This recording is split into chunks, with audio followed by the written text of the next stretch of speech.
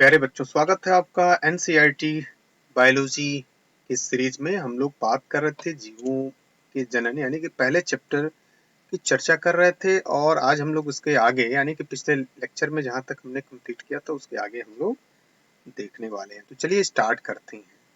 तो प्यारे बच्चों, यहाँ से हमें समझना है, चलिए इसको देखते हैं। फंजाई जगत के सदस्य तथा साधारण पादप जैसे शैवाल विशेष अलैंगिक जननीय संरचनाओं द्वारा जनन करते हैं।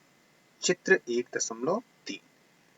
प्यारे बच्चों, यहाँ पे फंजाई जगत के सदस्य की बात कर रहा है।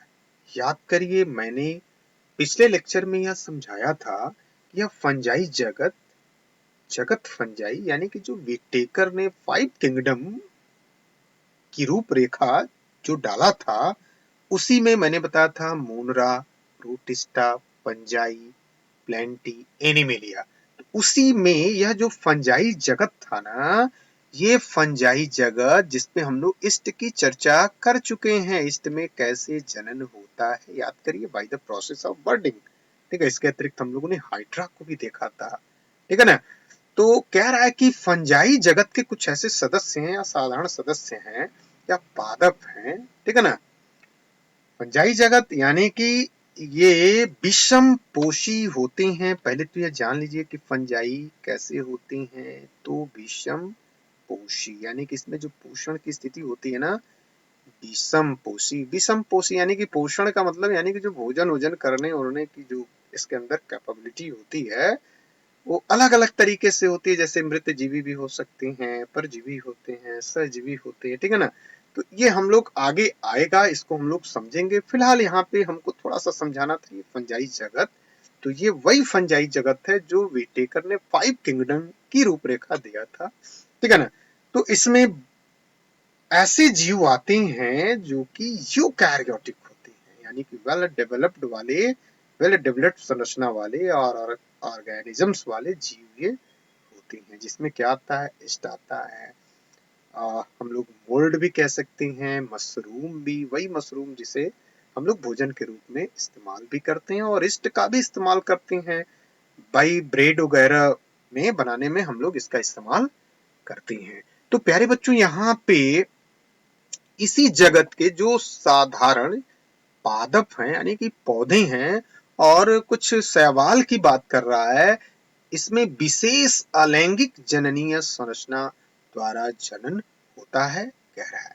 चित्र 1.3 में चलिए देख लेते हैं। ये चित्र 1.3 की बात कर रहा है यानी कि चित्र 1.3 यानी इसकी बात कर रहा है।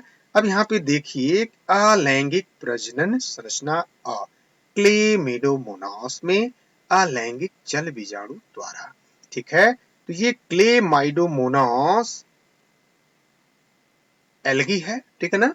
और ये इस एल्गी में देखिए, ये क्लेमाइडोमोनास ये संरचना है।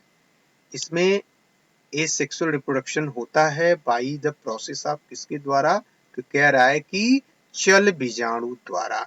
तो प्यारे बच्चों, इसको भी हम लोग पीछे लेक्चर में यह सीखे थे कि कुछ ऐसे जीव होते हैं जिसमें चलने वाले क्या होते हैं, गमनांग होते हैं, लोकोमोटरी ऑर्गन्स होते हैं। और उस ऑर्गन्स में मैंने बताया था क्या क्या होते हैं। तो सिलिया हो सकता है, फ्लैजेला हो सकता है, जो कि लोकोमोटरी ऑर्गन्स होते हैं।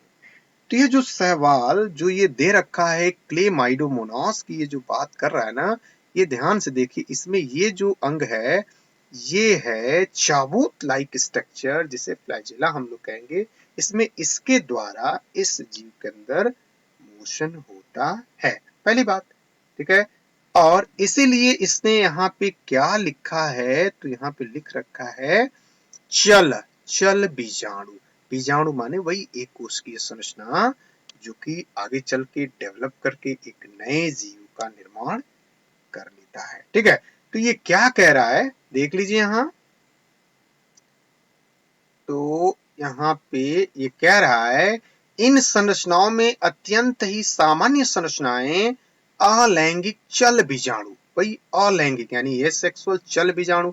चल यानी कि मोटाइल, मोटाइल कैसे हो रहा है, तो फ्लैजेला के कारण जो जो इस तरह की संरचना निकली हुई हम लोगों ने देखा, ये इसके कारण, इसे हम लोग क्या कहते हैं, फ्लैजेला, ठीक है ना। इसके कारण यह जो जीव है वो गमन करेगा, इसलिए इसको क्या कहते हैं, चल, चल यानी कि चलने वाला बीजाणु, यानी कि ये कोशिकीय संरचना, ठीक है।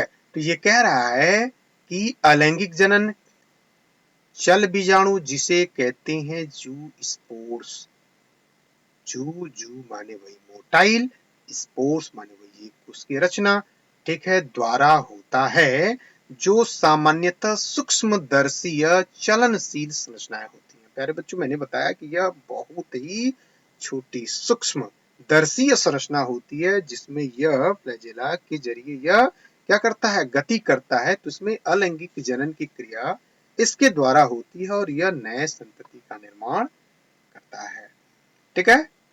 अन्य सामान्य अलैंगिक जनन संरचना में कह रहा है कोनिडिया। तो यह कोनिडिया जो कि पेनिसिलम के अंदर देखने को मिलता है, ठीक है ना। अब यह क्या होता है, जरा ध्यान से हम लोग देखें, ये इसकी बात कर रहा है, किसकी बात कर रहा है, तो ये इसकी बात कर रहा है, किसकी, तो ये पेनिसिलियम की बात कर रहा है, कोनिडिया की। ये जो संरचना दिख रहा है हमें, यह क्या कहलाता है, तो इसे हम लोग कहते हैं कोनिडिया। क्या कहते हैं, कोनिडिया। और यह कोनिडिया जो होती है ना, वो यहाँ पे हम लोग कह सकते हैं कि ये नॉन मोटाइल स्ट्रक्चर है, या नॉन मोटाइल क्या है, संरचना है। तो इसमें, इसके अंदर, यानी कि इस के अंदर, पेनिसिलियम के अंदर कोनिडिया के द्वारा क्या होता है, अलैंगिक जनन की क्रियाएं होती हैं। फिर कह रहा है कलिका, इसको हम लोग देख चुके हैं किसमें, हाइड्रा में। याद करिए, हाइड्रा में छोटा सा ग्रोथ, यहाँ पे चलिए फिर से देख लेते हैं। यहाँ पे देखिए, ये कलिका का निर्माण होता है और यह कलिका अनुकूल परिस्थिति में आकर के इससे अलग हो जाती है और एक नए जीव को उत्पन्न कर देती है। तो हाइड्रा में कलिका द्वारा, जो कि अलैंगिक क्या होता है, जनन की एक प्रक्रिया है। तथा एक और संरचना कह रहा है जेम्यूल, जो स्पंज में देखने को मिलता है, द्वारा अलैंगिक जनन की क्रिया होती है। ये देखिए, ये जेम्यूल की संरचना है, जो कि अलैंगिक प्रजनन द्वारा एक नए जीव को ये उत्पन्न कर देते हैं, ठीक है। तो इस तरह से हमने यह अलैंगिक जनन में कुछ डिफरेंट विधियों को देखा, ठीक है। तो हम लोग अगले लेक्चर में हम लोग आगे इसके अलैंगिक रूपरेखा को समझेंगे। तब तक के लिए, यानी आज के लिए, धन्यवाद।